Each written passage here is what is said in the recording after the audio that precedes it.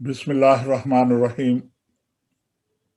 ख़वातीन व हज़रात, खुश आमदीद। मैं हूँ साबिर रज़ा और मेरे साथ साथी शहजाद बेग साहब। आज एक चीज़ का मैं इकरार ज़रूर करना चाहूँगा कि शहजाद बेग साहब अगर मेरे साथ ना होते तो इतने महीनों में जितने हमने बड़े बड़े प्रोग्राम किए हैं वो शायद हम उनको आप लोगों के सामने पेश ना कर सकते। ये कुछ जवान हैं तो इसलिए इनमें कुछ हिम्मत ज़्यादा है। अल्लाह ताला इनको तंदुरुस्ती दे। कारवान अदब बरतानिया और उर्दू टाइम टीवी की तरफ से फैज़ अहमद फैज़ साहब की सालगिरह के दिन के मौके पर आलमी फेस्टिवल, जिसमें आलमी मुज़ाकरे और मुशायरे और सुर संगीत की महफिल हम पेश कर रहे हैं, उसमें दुनिया भर से बेशुमार शोरा कराम ने शिरकत की या कर रहे हैं और उसके साथ साथ मुहक्किकीन जिन्होंने सारी जिंदगी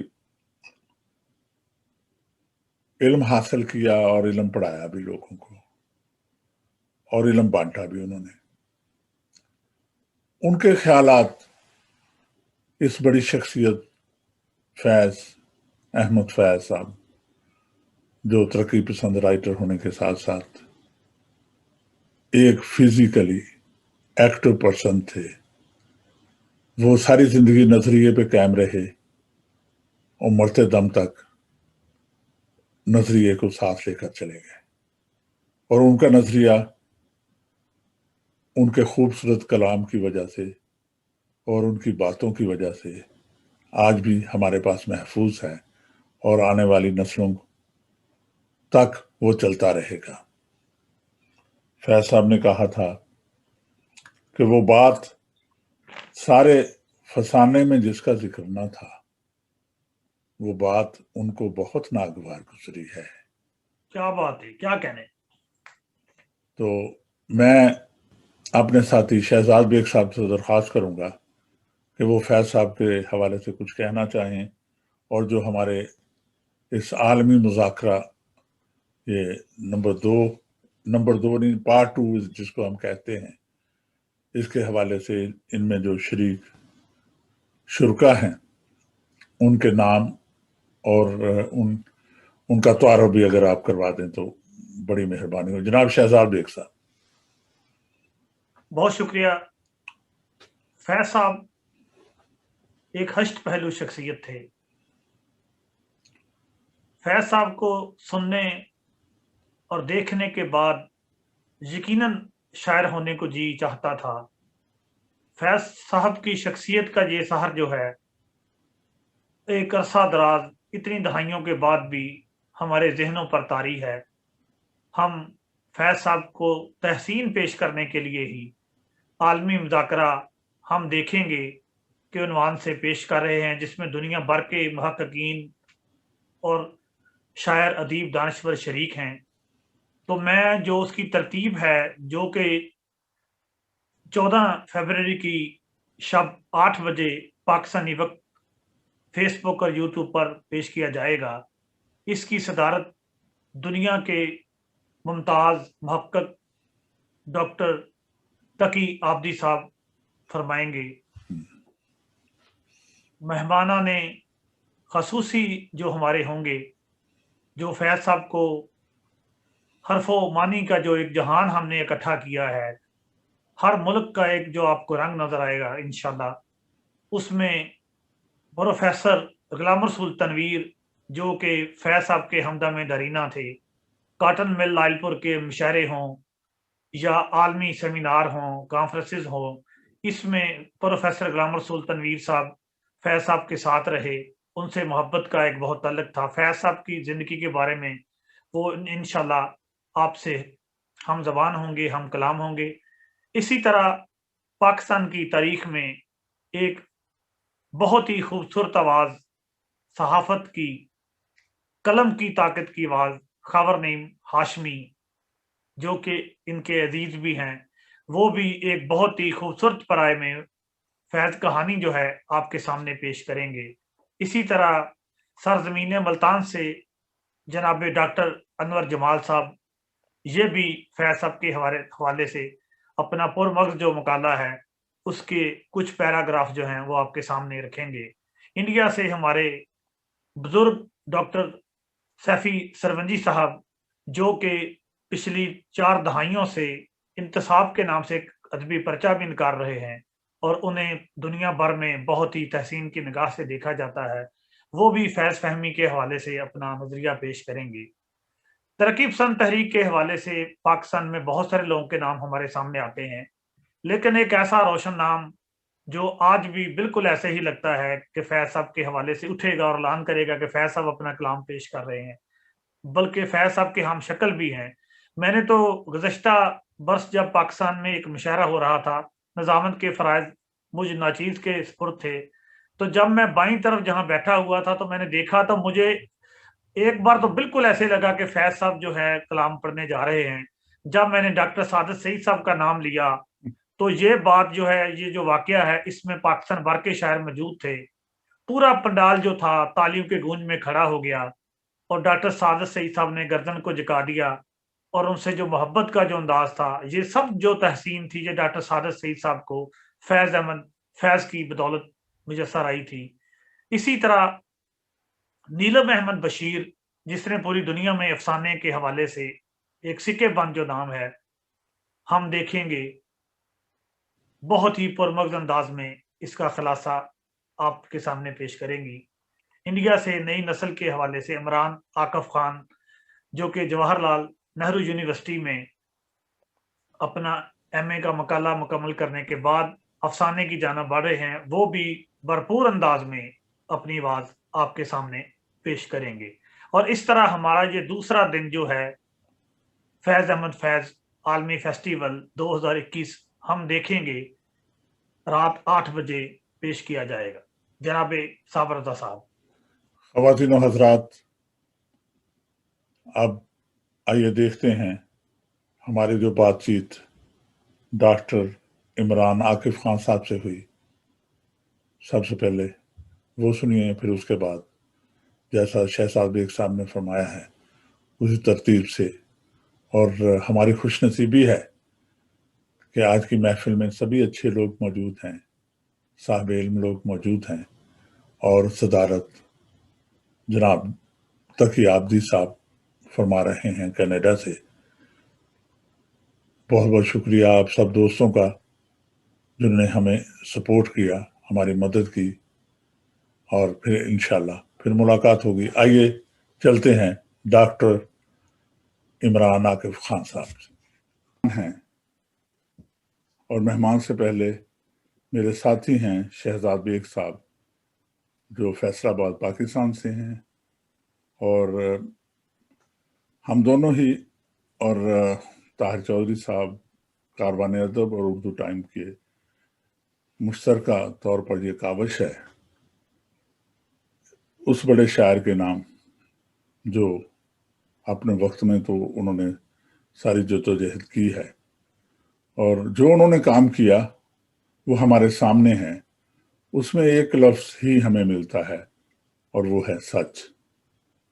और यही हमारी कदर मुश्तरक है शहजाद बेग साहब के साथ और सभी दोस्त अहबाब। तो इस सिलसिले में जो प्रोग्राम हम कर रहे हैं इस साल 3 दिन के लिए, 13, 14 और 15 फरवरी को, वो फैज़ की सालगिरह के दिन भी हैं, खुशियों का मौका भी है, और हमने हालात को भी देखना है कि दुनिया कल से आज तक कितनी तब्दील हो चुकी है या होने वाली है। हमारे लिए एजाज़ है नौजवान नस्ल के एक नुमाइंदा जिनका ताल्लुक इंडिया से है, doctor of philosophy Jawaharlal Nehru university new Delhi से उन्होंने की है। उनके 2 नावल छप चुके हैं। एक नावल है JNU रूम 259 और दूसरे नावल का नाम है गेट नंबर 07। आप सभी लोग जानते होंगे, उनका नाम है इमरान आकिफ खान। वेलकम इमरान आकिफ खान, खुश आमदीद, अस्सलाम वालेकुम, क्या हाल है आपके? वालेकुम सलाम। जी सर, मैं बखैर हूँ और आप तमाम हजरात की खैरियत का तालिब हूँ। शुक्रिया। शहजाद बेग साहब। इमरान आकिफ साहब, मैं भी आपको खुशामदीद कहता हूँ। बहुत बहुत शुक्रिया। आपके हवाले से 2 किताबों का जिक्र किया, तो मैं 2 और किताबें जो आपकी आने वाली हैं, उर्दू सहाफत और सहाफ़ी, सुरंग से दूर रोशनी, ये भी नावल है। तो मुझे आपके ज्यादा लिखने से यही लगता है कि नावल पर आपकी गिरफ्त जो है वो बहुत मजबूत है। आप इसीलिए नावल के ऐसे मौजू आपने तलाश किए हैं जिससे सच की रोशनी टपकती नजर आती है। जी। आज हम कारवान अदब बरतानिया और उर्दू टाइम टीवी यूके की जानिब से 3 रोजा आलमी फैज अहमद फैज फेस्टिवल के सिलसिले में आपसे गुफ्तगू कर रहे हैं। आप नई नस्ल की नुमाइंदगी कर रहे हैं ताकि फैज अहमद फैज, जिसे दुनिया में एक नजरिए के नाम से जाना जाता है, हम चाहेंगे कि आप फैज अहमद फैज साहब के बारे में अपनी गुफ्तगू का आगाज फरमाएं। बिस्मिल्लाहिर्रहमानिर्रहीम, इय्याका नअबुदु व इय्याका नस्तईन। जब हम तरक्की पसंद तहरीक पर दायराना नज़र डालते हैं तो हमें बहुत सारे शुअरा इस तरह के मिलते हैं जिन्होंने हमारे सोए हुए ज़मीर को झंझोड़ा है और हमें एक मुस्बत सिमत में चलने की और सोचने की और अपनी ज़िंदगी में कुछ नया करने की तहरीक दी है। लेकिन तरक्की पसंद तहरीक के शुअरा के ज़ुमरे में एक नाम ऐसा है जो उनसे भी आगे बढ़ जाता है कई मानी में। उनके यहाँ पे सच और हक बयानी तो है ही, मान ही इनकलाब और रोमानियत भी है। इनकलाब हर जिंदगी का लाजमा होता है और हर जिंदगी के लिए लाजिम होता है कि जिंदगी में हक की और सच्चाई की जानिब और अपनी आज़ादी की खातिर आदमी इनकलाबी मुहिम्मात, इनकलाब मीन्स चेंज, तब्दीली, और उसके कई मानी हो सकते हैं, उसके कई ज़ाविये हो सकते हैं, उसके कई अंदाज हो सकते हैं। ऐसा ही नहीं है कि जो इनकलाब के मानी मुराद ले लिए जाते हैं तो बस वही है कि भाई हर चीज़ चेंज कर दो और क्या नाम है, बज़ोर ताकत उसको हासिल करो। नहीं, अपने अपने तरीके हो सकते हैं उस चीज़ को हासिल करने के। तो जब हम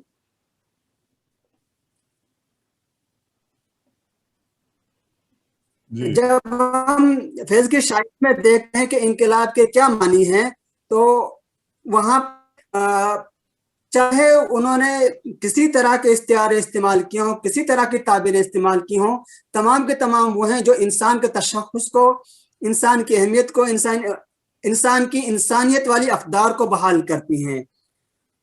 और फैज़ अहमद फैज़ हमें ये मैसेज भी देते हैं कि हक बहरहाल हक है, चाहे उसे बड़ी ताकतें, साम्राज्य, कुव्वतें, ममलकतें और तानाशाह, मार्शल एडमिनिस्ट्रेशंस, चाहे वो किसी तरह से हथिया लें, मगर जो इंसान की आज़ादी होती है या जो इनकलाब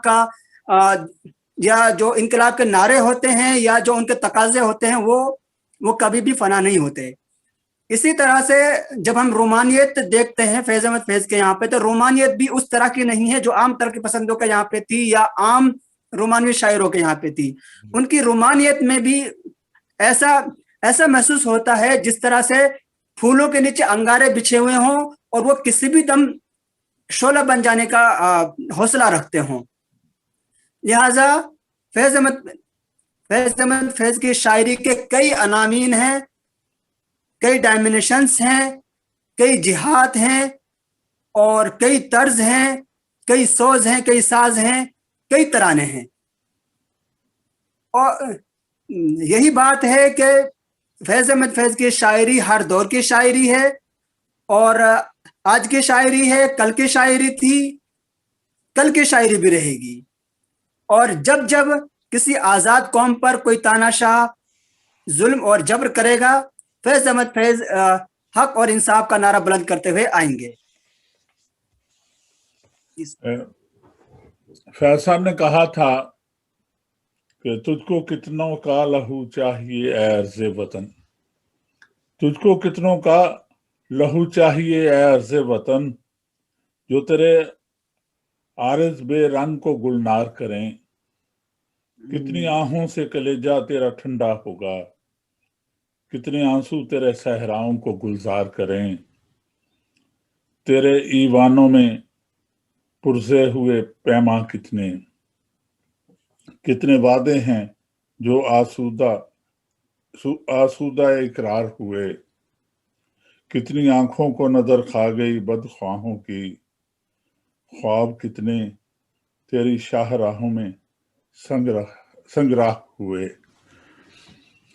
جناب ڈاکٹر عمران عاقب خان صاحب، آپ ہمارے پروگرام میں شریک ہوئے.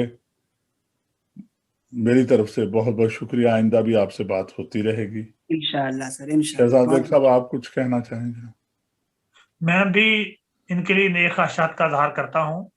آپ نے فیض فیسٹیول میں اپنا ریویو ہمیں دیا تاکہ دیگر دنیا کے ممالک میں بھی فیض احمد فیض کی شاعری کا جو حقیقی فیس ہے وہ سامنے آ سکے. آپ کا بہت بہت شکریہ. بہت بہت شکریہ. آپ کا بھی بہت بہت شکریہ. آپ کی تمام ٹیم کا شکریہ، اور فیض فیسٹیول کے تمام ذمہ داران اور منتظمین کا میں تہ دل سے شکریہ ادا کرتا ہوں. اور میں دعا گو ہوں کہ اللہ پاک آپ حضرات کی محنتوں کو اور کوششوں کو قبول فرمائے، اور فیض احمد فیض کا جو فیضان ہے اور جو فیض ہے، جیسا کہ شہزاد صاحب نے فرمایا، اللہ پاک تمام دنیا کے ان مظلومین کو ان کے حق میں فیض رسا بنائے جو ان حالات سے جوجھ رہے ہیں، جنہوں نے انسانیت کو ختم کر دیا ہے، یا ہمیں سوچنے پر مجبور کر دیا ہے کہ کیا واقعی ہم انسان ہیں، کیا واقعی ہم آزاد ہیں، اور اگر ہم آزاد ہیں تو ہمارے اپنے حقوق کیا ہیں، اور انہیں ہم کس طرح حاصل کریں. دنیا بھر میں جو اقوام جد و جہد کر رہی ہیں، اللہ تعالیٰ ان کو کامیاب، ان کی محنتوں کو، کوششوں کو کامیاب فرمائے. میری یہ دعا ہے. اور مثبت راہیں جو ہمارے تمام شعراء نے بالخصوص فیض احمد فیض نے دکھائی ہیں، ہم ان پر چلیں، اور ادبی راستے سے ہم انقلاب کی راہیں ہموار کریں. بہت بہت شکریہ ڈاکٹر عمران عاقب خان صاحب. پھر ملاقات ہوگی. اللہ حافظ. انشاءاللہ سر، انشاءاللہ سر. بہت بہت شکریہ. السلام علیکم جی، میرا نام ہے نیلم احمد بشیر، میں افسانہ نگار ہوں. فی الحال میں لاہور میں ہوں. مجھے پتہ لگا ہے کہ لنڈن میں فیض احمد فیض کے لیے بہت خوبصورت ایک میلہ ہو رہا ہے. فیض صاحب ہم سب کے ہیں، لاہور کے بھی ہیں، لنڈن کے بھی ہیں، پوری دنیا کے ہیں، ہم سب جانتے ہیں. تو اتفاق کی بات ہے کہ لاہور میں تو اکثر ان کے میلے ہوتے ہیں، لیکن چونکہ کچھ حالات ایسے ہیں کرونا کی وجہ سے کہ وہ نہیں ہو سکا میلہ. بہرحال پیغام میں نے کیا دینا ہے، فیض صاحب بہت بڑے آدمی تھے، بہت بڑی شخصیت تھے.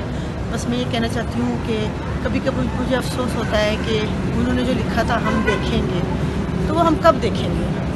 ابھی تک میری زندگی تو آخر پہ شاید پہنچنے والی ہے، ہم نے ابھی تک وہ دیکھا نہیں جو ہم دیکھیں گے. تو کیا ہمارے بچے دیکھیں گے یا ان کے بچے دیکھیں گے؟ تو فیض صاحب نے ایک ویژن ہمیں دیا ہے. امید ہے کہ ہمارا آنے والا وقت جو ہے کبھی نہ کبھی ان کا خواب ضرور پورا کرے گا. تو یہ میری آرزو ہے. اور باقی یہ کہ ان کی جو انقلابی شاعری ہے وہ ہمیشہ ہمارے لیے انسپریشن ہوتی ہے، کبھی ہمیشہ تر و تازہ رہتی ہے، کبھی ہم اس کو پرانا محسوس نہیں کرتے. اور یہی ایک کامیاب شاعر اور ایک پیغامبر کی کامیابی ہے. تو بہت خوشی کی بات ہے. امید ہے کہ ہم ان کے جشن اسی طرح مناتے رہیں گے. شکریہ. خدا حافظ. سب سے پہلے تو میں کاروان سخن اور شہزاد بیگ صاحب کا شکریہ ادا کرتا ہوں کہ انہوں نے مجھے فیض پر بولنے کا موقع عنایت فرمایا۔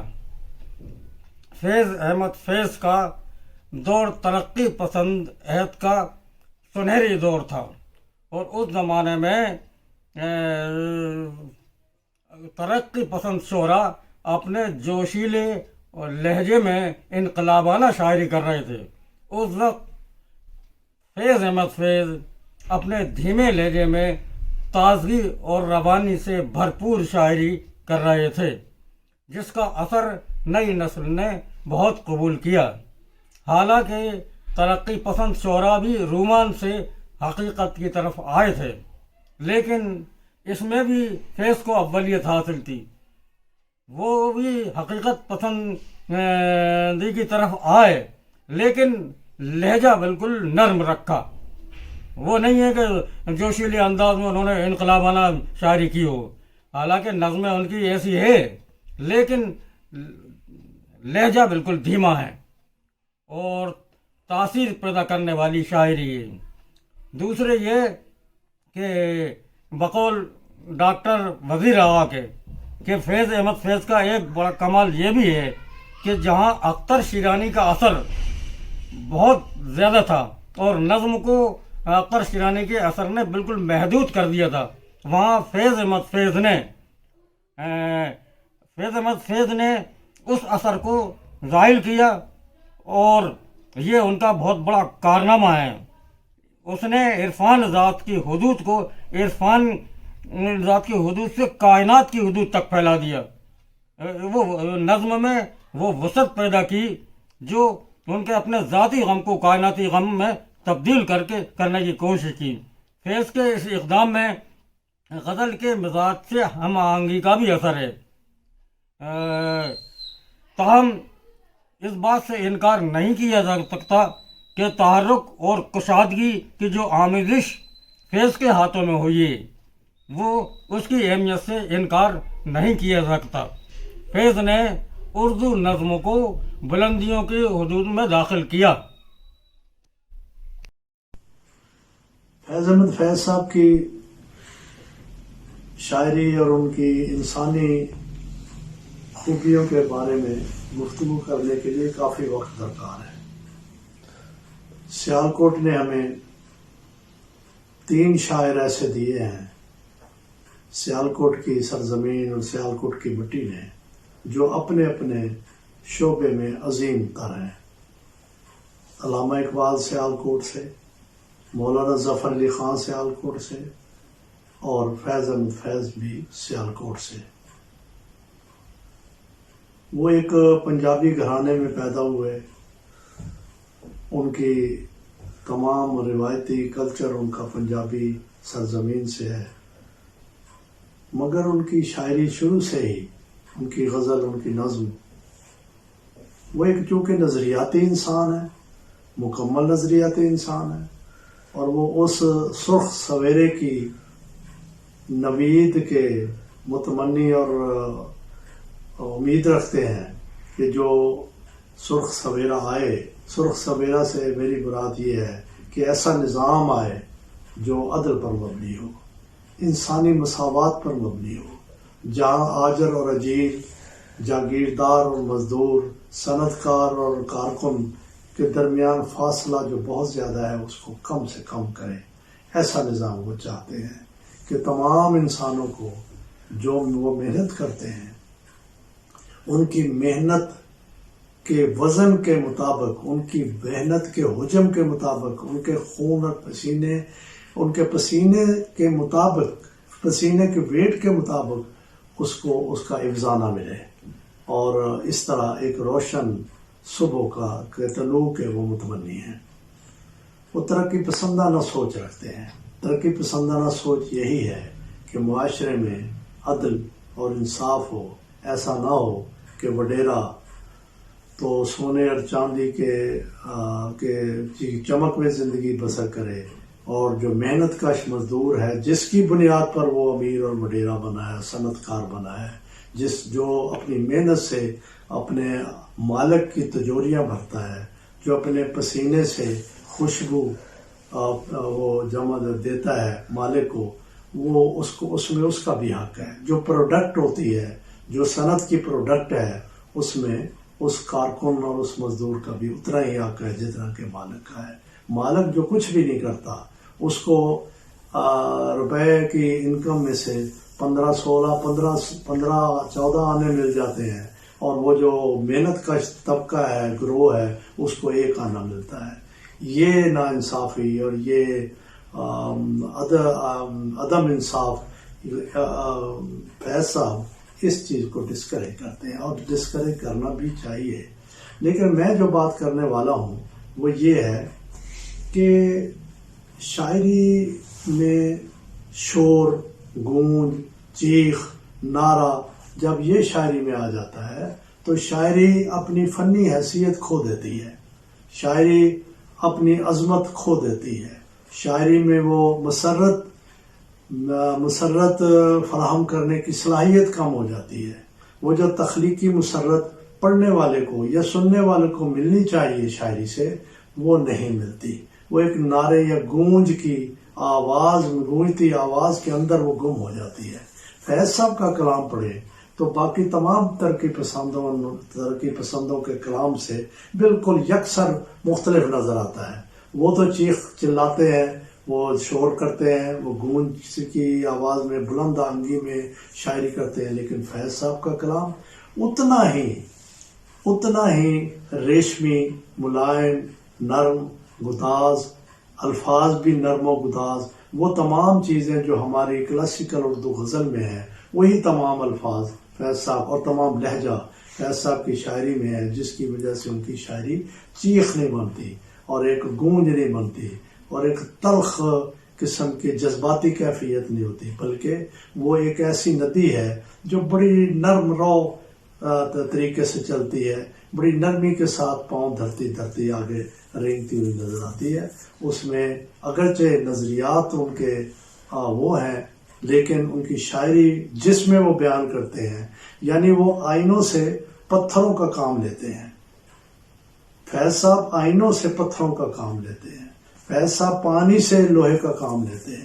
وہ نرم اور ملائم الفاظ سے ایسا بیانیہ ان کا ہے شاعری میں کہ وہ نرم و گداز لہجے میں بات کرتے ہیں، لیکن بات وہ انقلاب کی کریں گے.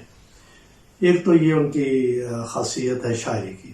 دوسرا ان کی شخصیت کا حصہ ہے ان کی شخصیت ایز اے بحیثیت ہیومن بینگ ان کو دیکھا جائے تو میں سمجھتا ہوں کہ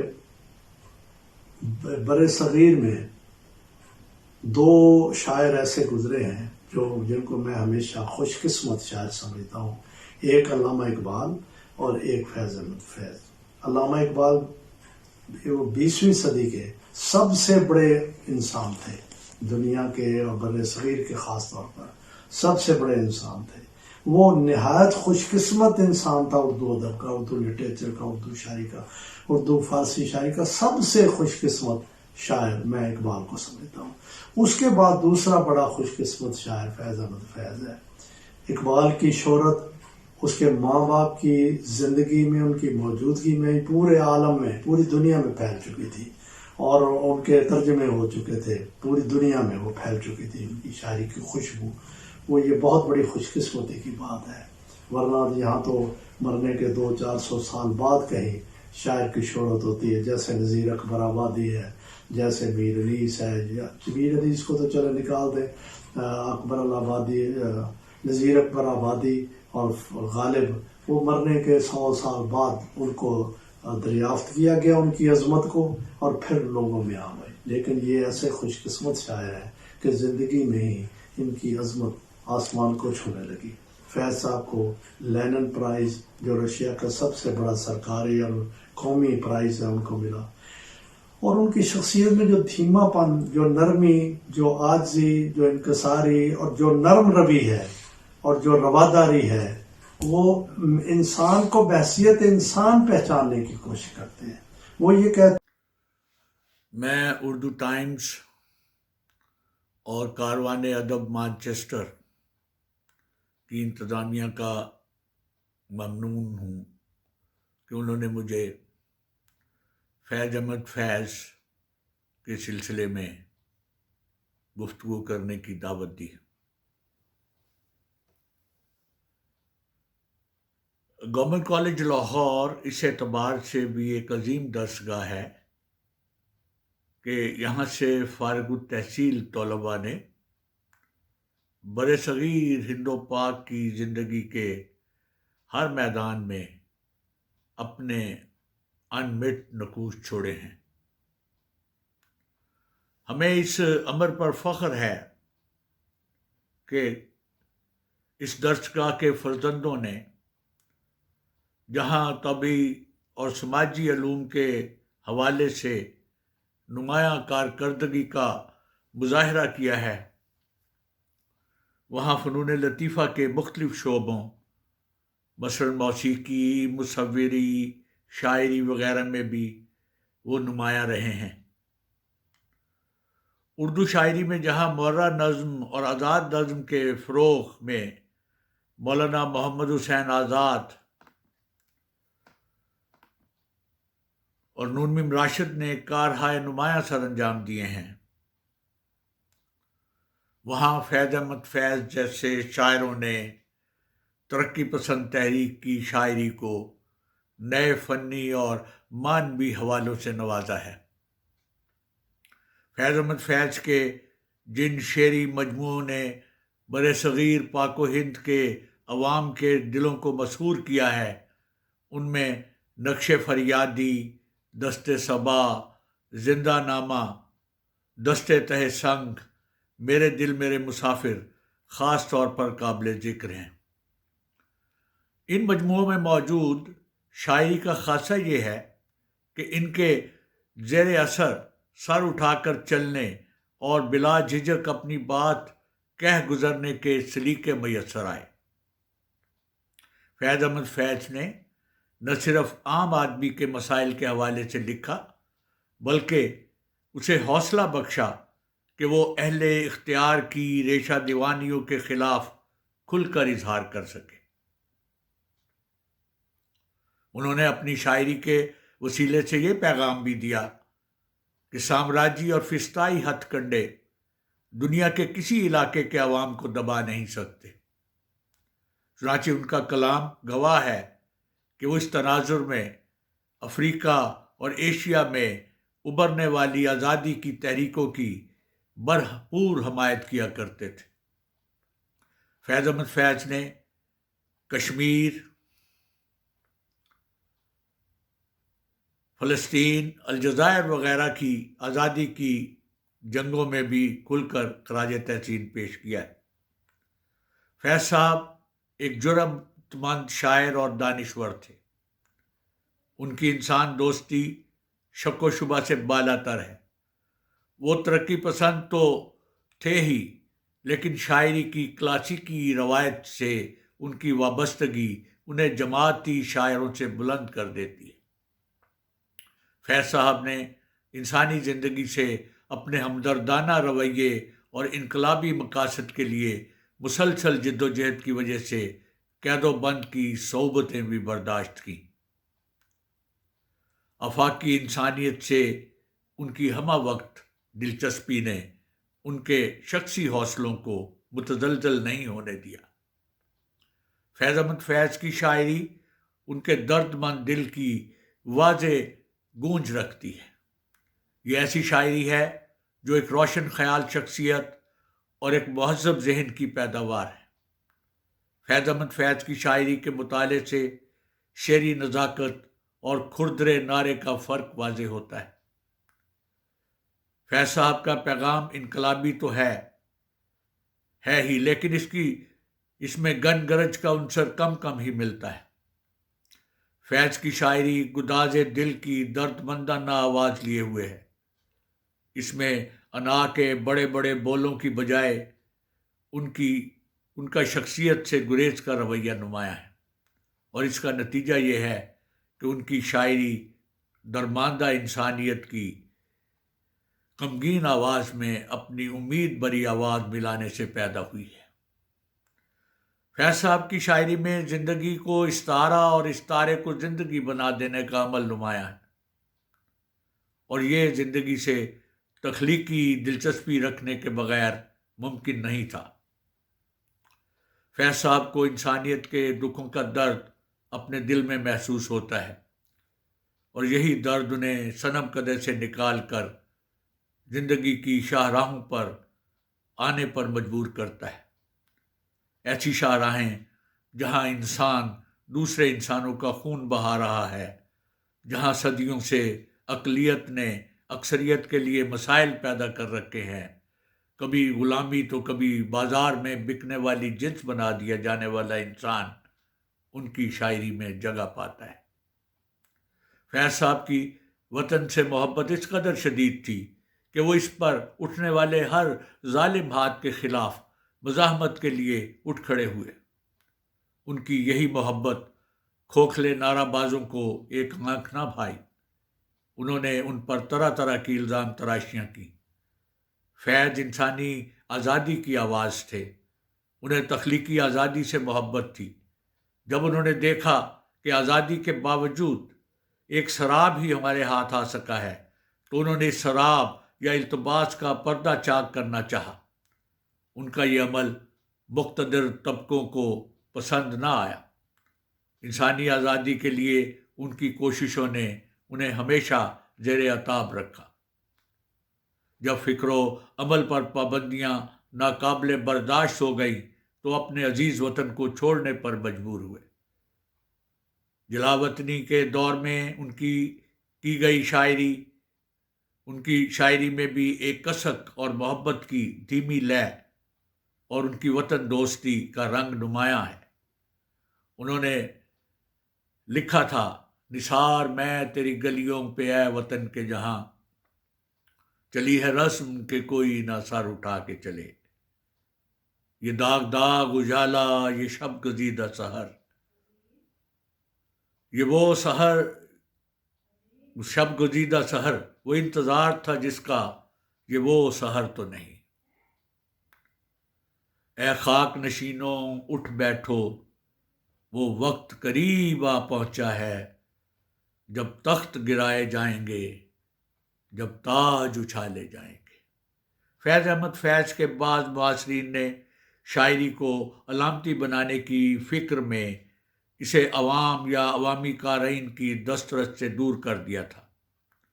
ان کی شاعری گورکھ دھندے یا چیستان کی شکل اختیار کر گئی تھی۔ فیض صاحب نے شاعری سے ترجمانی کا کام لے لیا۔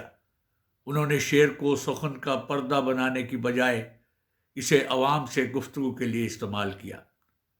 فیض احمد فیض نے شاعری میں اظہار اور ترجمانی کا فرق بیان کرتے ہوئے خود اس امر کی طرف اشارہ کیا ہے کہ اگر شاعر اپنے پڑھنے والوں کا تصور کیے بغیر محض اپنی تسکین کے لیے کسی جذبے کو ادا کرنے کی کوشش کرے تو اس عمل کو اظہار کہیں گے، اور اگر شاعر یہی جذبہ نہ صرف ادا کرے بلکہ اسے دوسروں تک پہنچائے تو اس دوسروں تک پہنچانے کے عمل کو ہم ترجمانی کہیں گے۔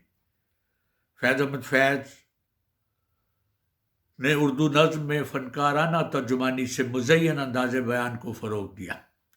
جرمن مفکر ہیڈگر نے شعری اظہار کو ایک ایسے نامیاتی کل کا نام دیا ہے جس میں زندگی کے حقیقی اور غیر حقیقی تجربات ترکیبی صورت اختیار کرتے ہیں، اور وہ یوں کہ شاعر جس معاشرے کا فرد ہوتا ہے اس معاشرے کی تشکیل میں مخصوص تہذیبی اور ثقافتی عناصر حصہ لیتے ہیں۔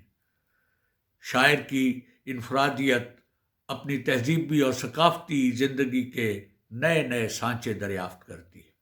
شاعر اشیاء، واقعات اور کیفیات کو تخیلی عمل کے وسیلے سے سامنے لاتا ہے۔ اس حوالے سے فیض احمد فیض کی شاعری میں زندگی، معاشرتی صورتحال اور شاعر کی انفرادیت تینوں کا عمل دخل نظر آتا ہے۔ فیض صاحب کی بعض علامتی نظموں میں ان کا شعری تجربہ سماج اور تاریخ سے ان کے کلی تعلقات کا عکاس ہے۔ ڈاکٹر حساب یاد آئے، نہ گئی تیرے غم کی سرداری، دل میں روز انقلاب آئے۔ لفظوں کے جادوگر जनाब फैज़ अहमद फैज़ बिला शुबा गालिब और इकबाल के बाद उन्हें उर्दू शायरी की तारीख़ में तीसरा बड़ा शायर गर्दाना जाता है, और इसमें किसी को इख्तलाफ नहीं है कि वो ऐद हाज़र के तीसरे बड़े शायर हैं या पिछली सदी के तीसरे बड़े शायर हैं।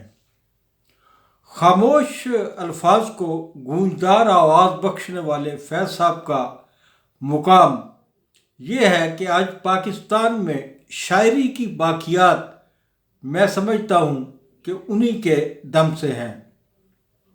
फैज़ अहमद फैज़ का कलाम दुनिया भर में पाकिस्तान की पहचान है, पाकिस्तान की आन शान और बान है। आम तौर पर शायर हजरात से गिला किया है, बहुत सारे शायर हजरात जो है वो गिला करते हैं कि उन्हें वो मुकाम हासिल नहीं हो सका जिसके वो मुस्तहिक थे। तो फिर यहाँ ये सवाल पैदा होता है कि फैज़ अहमद फैज़ कैसे बन गए। तो जनाब गिला करने वाले जो हजरात हैं कि उन्हें उनका मुकाम नहीं मिला, मेरे ख्याल में मुकाम शायर को नहीं शायर के कलाम को मिलता है। और ये जो मुकाम है फैज़ का, ये फैज़ का नहीं, फैज़ की शायरी का मुकाम है। फैज़ अहमद की जो शायरी है इसका सबसे बड़ा कमाल ये है कि इनकी सोच में इतनी कुव्वत है कि धीमे लहजे में अशार पढ़ने वाला आदमी, एक ऐसा शख्स जो इंतहाई धीमे लहजे में बोलता है और शेर पढ़ता है, वो एक दबंग शायर के तौर पे सामने आया और उनका धीमापन जो था वो एक गूंज बना, एक ऐसी गूंज बना जो पूरी दुनिया में सुनाई दी गई। फैज़ साहब ने शायरी महकूमों की जंजीरें तोड़ती हुई दिखाई देती है। फैज़ अहमद फैज़ की शायरी, फैज़ अहमद फैज़ की शायरी को हम कतई तौर पे रोमानवी शायरी नहीं कह सकते। उनका जो रोमांस है उसमें उनकी नज़र आता है, उस रोमांस के पीछे जो है वो इस्तेसाली जो निज़ाम है हमारा पाकिस्तान में या दुनिया के दूसरे हम जैसे ममालिक में, वो उनकी अक्कासी करता है। वो शायरी में जिसने फ़न व अदब की दुनिया को अपने इशार में ले रखा है, वो शायरी जिसने पूरी दुनिया के फ़न व अदब को अपने इशार में ले रखा है, वो बिलाशुबा फैज़ अहमद फैज़ साहब की शायरी है। शायरी में वलायत हासिल करने वाले फैज़ अहमद फैज़ को अगरचे मुलामती सूफ़ी कहा गया, तो ये भी मैं समझता हूँ कि फैज़ अहमद फैज़ साहब का एक मुनफरिद मुकाम है। फैज़ अहमद फैज़ साहब जो है ये पाकिस्तान के मेरे ख्याल में वाहिद शायर हैं जो आम आदमी, ख़ास आदमी से लेकर हर तबके में यकसा तौर पे मकबूल और उनके लिए काबिल एहतराम है। फैज़ साहब सरमायादाराना निज़ाम में जकड़े हुए अवाम के लिए जिद्दोजहद का इस्तारात है। उन्होंने ग़ुलाम कौम को आज़ादी का शऊर बख्शा। मैं यहाँ फैज़ अहमद फैज़ की शख्सियत का एक दूसरा पहलू भी बयान करूँगा जो सूफ़ी तबस्सुम ने इनके बारे में कोट किया है एक जगह पे। ये बड़ी अहम बात है कि सूफ़ी तबस्सुम एक जगह लिखते हैं कि अगर फैज़ अहमद फैज़ रसूल पाक हज़रत मोहम्मद सल्लल्लाहु अलैहि वसल्लम के दौर में पैदा होते और उनके सहाबा कराम में शामिल होते, उनके ग़ुलामों में शामिल होते रसूल पाक सल्लल्लाहु अलैहि वसल्लम के, और वहाँ पर किसी शख्स के साथ जुल्म होता या कोई मज़लूम आप सल्लल्लाहु अलैहि वसल्लम के दरबार में हाज़िर हो के अपने ऊपर ढाए जाने वाले जुल्म की कहानी सुनाता, तो लाजमी तौर पर मुमकिन तौर पर अगर ये इम्कान होता कि वो उस ज़माने में पैदा होते तो हजूर पाक सल्लल्लाहु अलैहि वसल्लम बिलाशुबा फैज़ अहमद फैज़ की ड्यूटी लगाते कि जाओ इस मज़लूम को उस जालिम के पास ले जाओ और इसको इंसाफ दिलाओ। मैं समझता हूँ कि मौजूदा दौर में ही नहीं, आने वाले अदवार में भी फैज़ अहमद फैज़ ही जो है वो अपना मुकाम जो है वो बरकरार रखेंगे। पाकिस्तान में या पूरी उर्दू शायरी जहाँ जहाँ भी उर्दू शायरी इस वक्त मौजूद है, चल रही है, मैं ये तो नहीं कहूँगा फल फूल रही है, वो जमूद का शिकार है। और जमूद का शिकार बेशुमार वजूहात की बुनियाद पे है। उसको ये नहीं कहा जा सकता कि शायरों ने पैदा होना बंद कर दिया है या शायरी के अबवाब ख़त्म हो गए हैं। इसमें इक्तसादी जो सूरत हाल है और गुर्बत में इजाफ़ा और लोगों के मसाइल में इजाफ़ा और महंगाई और पता नहीं क्या क्या जो इश्यूज़ पैदा हुए हैं, तो उन्होंने शायरी को आम आदमी से या ख़ास आदमी से खासा दूर कर दिया है। इसमें कोई शुबा नहीं कि अदब पढ़ने वाले लोगों का जो तादाद है इस वक्त बहुत कम है।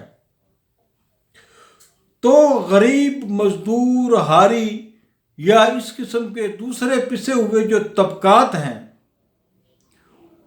उनको जब तक हकूक नहीं मिल जाते, और हकूक कब मिलेंगे, अभी नहीं, आने वाले दिनों में नहीं, कोई मुस्तकबिल करीब में नहीं, इसमें एक तवील अरसा लग सकता है, सदियां भी लग सकती हैं। जितनी भी सदियां लग जाएं, वो तमाम सदियां फैज़ अहमद फैज़ की होंगे। और जब देखिए कि अगर 4 सदियों के बाद भी महकूम लोगों को उनके हकूक़ मिलते हैं, तो हकूक़ मिल जाने के बाद जब इंसाफ का बोलबाला होता है और बराबरी आती है, मुसावात आती है, तो उस वक्त देखिए कि फैज़ अहमद फैज़ कहाँ खड़े होंगे। हम परवरिश लौहो कलम करते रहेंगे जो दिल पे। फैज़ अहमद फैज़ बुनियादी तौर पर और फितरी तौर पर मैं समझता हूँ कि एक पैदाइशी इनकलाबी शायर थे। उनको ज़माने तालिब इल्मी से ही तालीम व तदरीस में कितनी दिलचस्पी थी, ये एक वाक़या मैं आपको सुनाता हूँ कि जब वो गवर्नमेंट कॉलेज में पढ़ा करते थे तो उनके जो इंग्लिश डिपार्टमेंट था उसके जो सरबराह थे वो एक अंग्रेज़ थे, प्रोफेसर लिंगहॉर्न। तो इंग्लिश का पेपर हुआ तो उस पेपर के जो कुल नंबर थे वो 150 थे, 150 नंबरों का पेपर था। अंग्रेज़ प्रोफेसर ने फैज़ अहमद फैज़ का पर्चा चेक करने के बाद उनको 165 नंबर दिए। 165 नंबर दिए तो देखने वालों ने पूछा उस अंग्रेज़ प्रोफेसर से कि 150 नंबरों वाले पर्चे में आप 165 नंबर इसको दे सकते हैं? तो उन्होंने कहा कि because I couldn't give any more, कि काश मैं इससे भी ज़्यादा इनको नंबर दे सकता। इनकलाब के दाई फैज़ अहमद फैज़, उन्होंने मुल्क व कौम के लिए जेल की सोबतें बर्दाश्त की और वो हैदराबाद जेल में एक अरसा बंद रहे। इन पर मुमलकत का और रियासत का बागी होने का इल्ज़ाम लगा, तो बहुत सारी मुसीबतें इन्होंने झेली। उनको सरकारी मुलाजमतों से भी बरतरफ किया गया, तो लेकिन इन्होंने कभी अपने माथे पे शिकन नज़र नहीं आई। मैं आज का जो पैगाम है फैज़ अहमद फैज़ की सालगिरह पे, मैं फैज़ अहमद फैज़ साहब को हैप्पी बर्थडे कहता हूँ। और मैं ख़ास तौर पर यहाँ जो कारवाने अदब है और दूसरी ये हमारी बरतानिया की तंजीम ने इसका एहतमाम किया है इस मुशायरे का, उनके मुंतज़मीन को मुबारकबाद पेश करता हूँ। और मैं आपको बताता चलूँ कि हैदराबाद जेल में फैज़ अहमद फैज़ के लिए जो कोठरी एक बनाई गई थी उनको कैद रखने के लिए, मुझे भी एजाज़ हासिल है कि मैं 6 महीने उस कोठरी में। तो फैज़ साहब को इकबाल डे पे सालाना जो हम जलसा करते थे उनको बुलाया। तो फैज़ साहब जो थे वो अपने आप में गुम रहने वाले आदमी थे। यहाँ से हमने एक टैक्सी किराए पे ली, उस वक्त कारें वगैरह तो होती नहीं थी, ये मैं आपको 70 साल पहले की बातें बता रहा हूँ जी। तो उस वक्त 2 आदमी गए, एक मिर्ज़ा रहमत होते थे, मेरी इस किताब में उनका जिक्र है, इनविटेशन कार्ड में भी उनका नाम आ रहा है। वो गुफ्तगू बड़ी खूबसूरत करते थे, मतलब है मिर्ज़ा उर्दू बड़ी अच्छी बोलते थे, यूपी के रहने वाले थे। उनको भेजा, तो जब वो गए तो वो फैज़ साहब सो रहे थे, उन्होंने उनकी बेगम निकाली हुई, उनको तो उन्होंने तो कहीं नहीं जाना था, वो तो सो रहे हैं। वो बड़ा बातूनी था, उसने कहा जी वहाँ तो जलसे में सालाना जलसा हो रहा है, सारे शहर में इश्तिहार लगे हैं। वाकई इश्तिहार लगे थे, बड़े बड़े लंबे इश्तिहार हमने। ये लालपुर का वाक़या है? हाँ, दहलपुर में तो वो जलसे में उन्होंने वादा किया है कि मैं सदारत करूँगा जी, तो वहाँ तो हमारा जुलूस निकल जाएगा। वो बड़ी बड़ी समझदार औरत थी। वो कहने के अच्छा आप बैठे हैं, उसे ड्राइंग रूम में बिठाया दोनों को, तो गई और उसको जगाया इसको जगाया जी जी, और इसको बिठाया।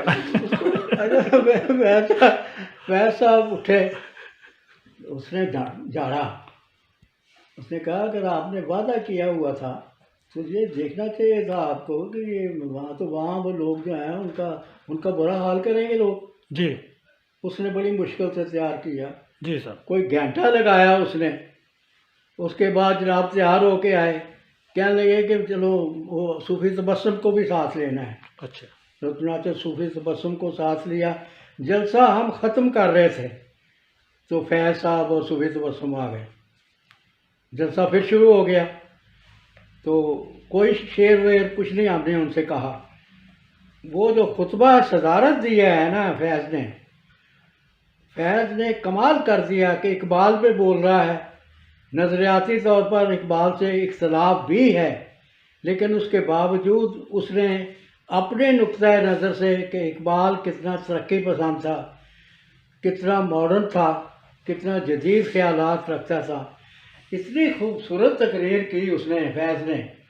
मतलब है बड़ा पढ़ा लिखा आदमी था। मतलब है मैं उसका एक बात मुझे याद आ रही है, तो फैज़ साहब ने वो उसके बाद इसकी तारीफ़ हुई, हॉल भरा हुआ था, बाहर भी लोग बैठे हुए थे। तो ये फैज़ साहब का मेरा जो पहले तारुफ तो मेरा था, मैंने लिखा करता था इसमें, मतलब आपको पहले भी बता दूँगा, किताब में भी इसका जिक्र है। अब दूसरी बात मैं बताता हूँ कि एक दफ़ा ये पूरे के पूरे तरक्की पसंद लैलपुर में आए, उसमें नदीम साहब भी थे, अहमद राही भी थे, कोई मुशायरा था, 15 आदमी थे। रात के वक्त वो आके भुगता के जा रहे थे, तो कचहरी बाज़ार से गुजर रहे थे, तो काटन मिल का सदर जो था उसका नाम था तुफैल, कामरेड तुफैल। सुनाते वो मेरा दोस्त था। वो कह लगा तनवीर की बत्ती बल रही है, वो जाग रहा है, कोई 11 का टाइम होगा। वो ठक ठक करते वो चुबारे के ऊपर आ गए, आके बैठ गए। ज़हीर कश्मीरी उनका स्पोक्समैन बन गया। दरअसल मैं इतना लिख रहा था और ज़्यादातर जो मैं चीज़ें लिखता था उसमें तरक्की पसंदी भी होती थी, जो इनके नुक्ते नज़र। ये मुझे मेंबर बनाना चाहते थे लेकिन बताया नहीं। नसीम साहब भी मिलते रहे लेकिन उन्हें पता था कि ये इंडिपेंडेंट आदमी है, ये किसी अंजुमन का मेंबर नहीं बनता कुछ। आके उसने मेरे से बहस शुरू कर दी। अब बहस ये हो रही थी कि सहाफ़त में और अदब में फ़र्क क्या है।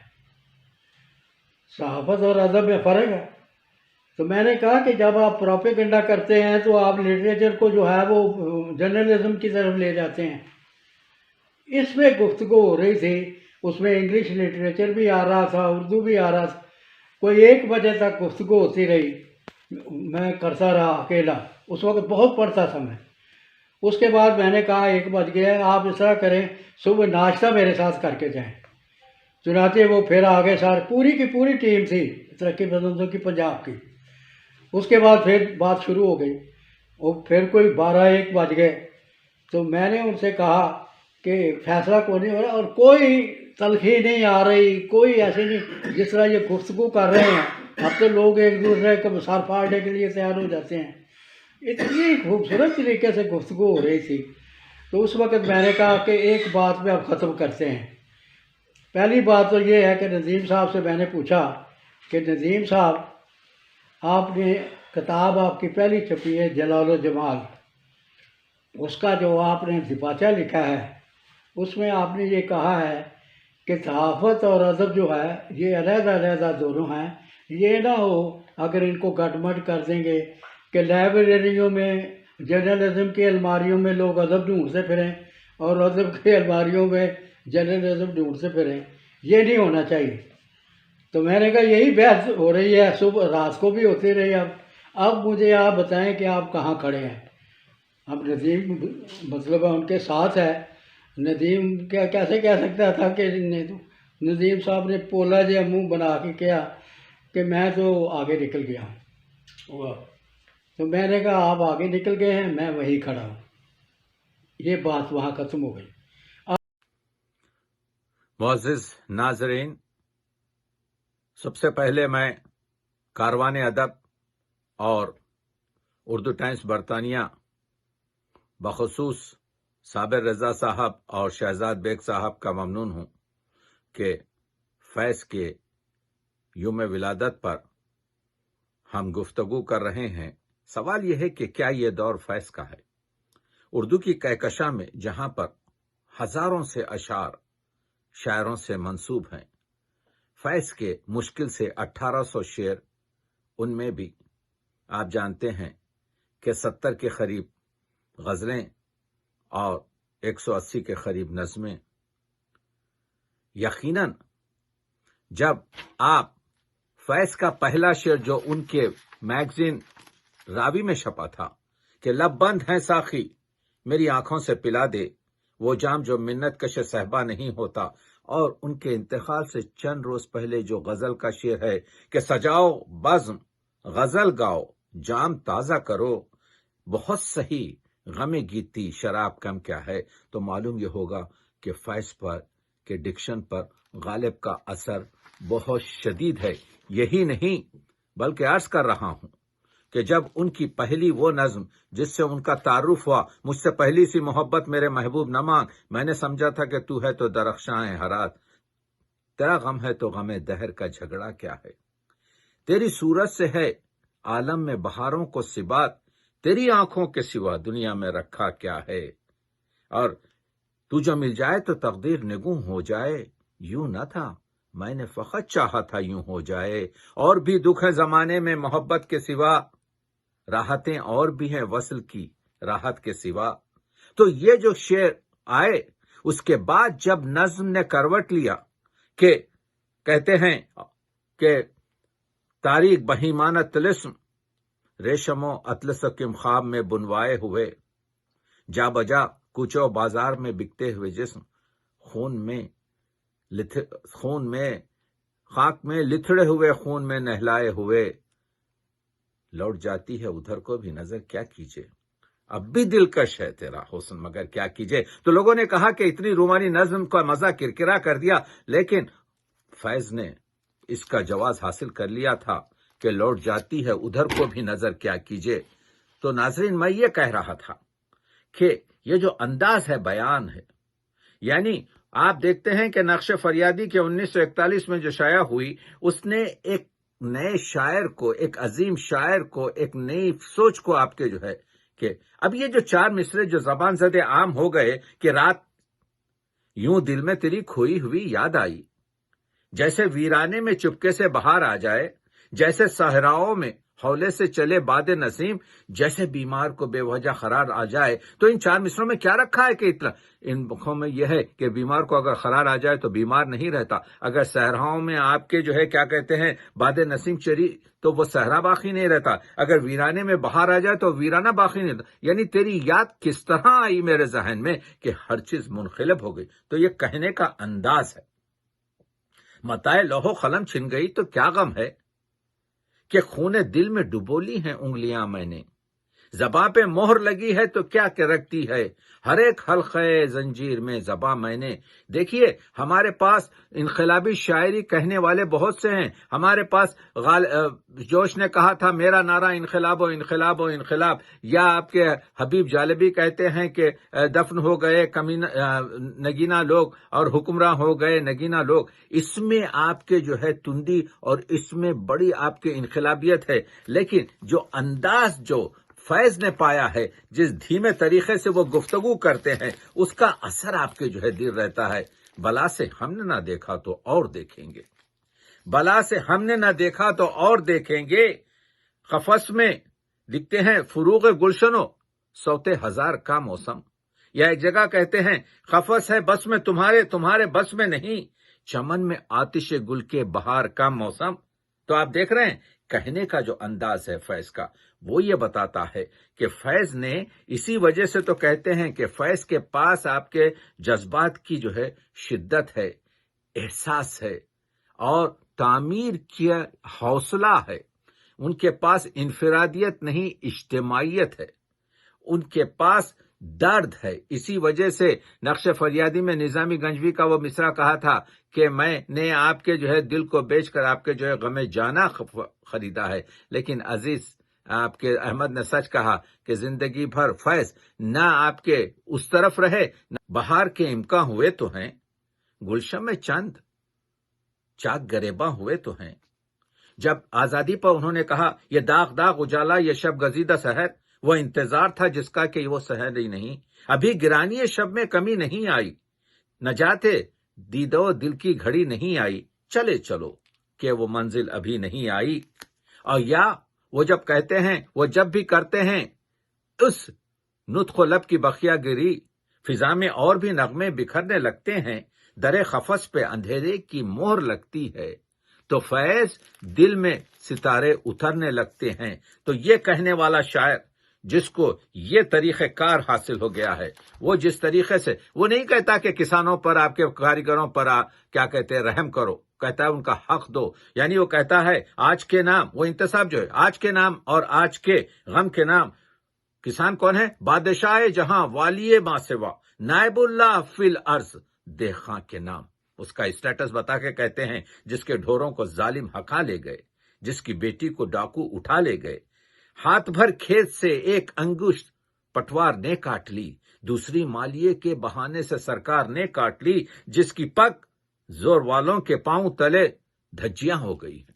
یہ فیض کا جو طریقہ کار تھا کہ جس طریقے سے وہ کہتے تھے کہ دیکھیے راول پنڈی کیس کو جو ہے ایک ہی شعر میں کہہ دیا کہ وہ بات سارے فسانے میں جس کا ذکر نہ تھا، وہ بات ان کو بہت ناگوار گزری ہے۔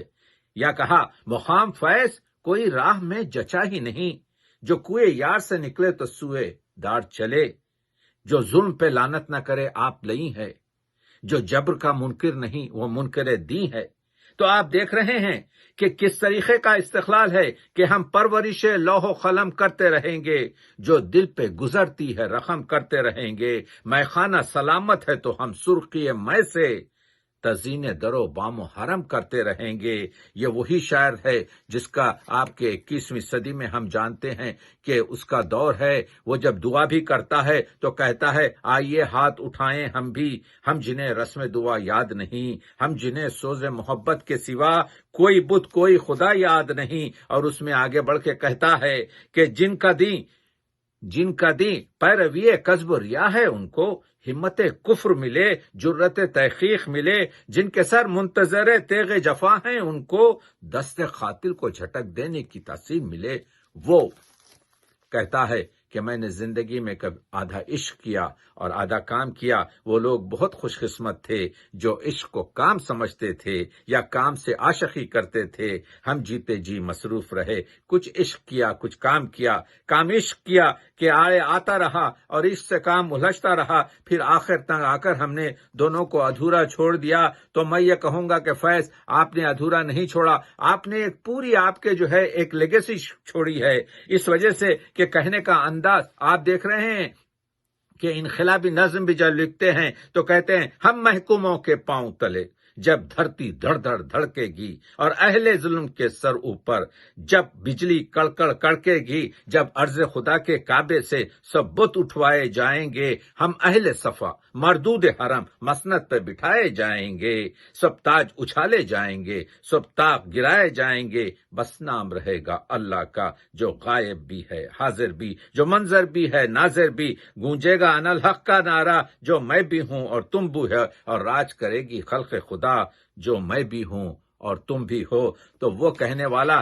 جب رومانی جذبات کو بھی نظم کرتا ہے، تو آج اردو ادب کا، میں اردو ادب کا حقیقت طالب علم ہوں، بتائیے کہ یہ جذبات نگاری کو یہ کس طریقے سے، کہ کیسے مغرور حسیناؤں کے برفاف سے جسم گرم ہاتھوں کی حرارت سے پگھل جاتے ہیں، کیسے ایک چہرے کے ٹہرے ہوئے مانوس نقوش دیکھتے دیکھتے ایک لخت بدل جاتے ہیں، کس طرح عارض محبوب کا شفاف بلور ایک بیک بادے احمر سے مہک جاتا ہے، کیسے گلچی کے لیے جھکتی ہے خود شاخ گلاب، کس طرح رات کا ایوان مہک جاتا ہے۔ تو دوستو، اس انداز میں کہنے والا ہو نہ سکا پر نہ ہو نہ سکا فیض کا انداز نصیب، وہ فیض کا انداز نہیں ملا، لیکن لوگوں نے تخلیق تو کی، اور یہ 21ویں صدی ابھی 80 سال پڑے ہوئے ہیں۔ اردو آپ جانتے ہیں کہ اردو شاعری اس وقت آپ کے یوں سمجھیے کہ بہت سے ادوار رکھتے ہوئے بھی فیض کا دور،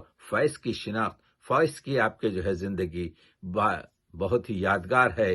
اور میں ایک فیض کا طالب علم ہونے کی حیثیت سے یہ کہوں گا کہ ہم کو فیض کی لیگیسی سے اور فیض سے بہت کچھ آزادی، حریت، انسان مقام، حقوق انسان، مقام انسان اور عزت انسان جو اس دنیا کا پرآشوب مسئلہ ہے، اس کو ہم آگے بڑھا سکتے ہیں